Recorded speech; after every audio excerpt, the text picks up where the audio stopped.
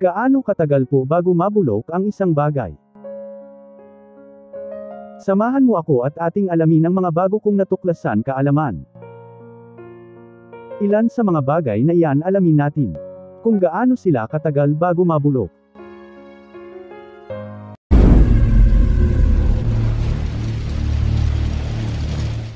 Lahat ng bagay nilikha ng Diyos sa mundong ito ay nabubulok. Depende sa uri ng bagay at klase nito, kung gaano sila katagal mabulok. Pero alam mo ba, kung gaano katagal bago sila mabulok?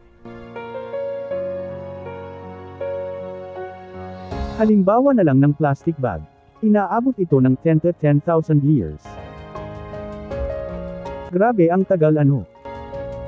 Yung styro cup, inaabot yan ng 50 years bago mabulok.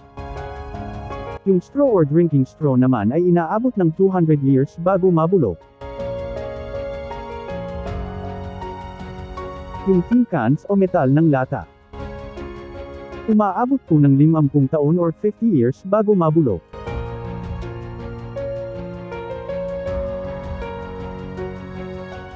Yung plastic bottle inaabot po yan ng 450 years bago mabulok. At yung aluminum cans, o yung lata ng soft drinks. Inaabot po yan ng 80 to 100 years bago mabulok. Ito ang pinakamatindi sa lahat ng bagay.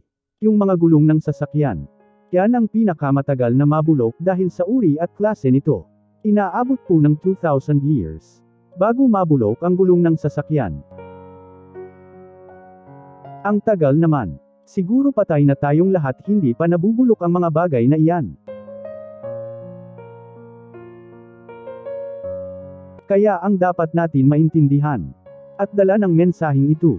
Huwag po natin itapon kung saan-saan ang mga bagay na iyan. Dahil magiging sanhi ito ng pagbabaha at pagkasira po ng ating kalikasan. Matuto tayong mag-recycle upang makatulong na rin po tayo sa iba.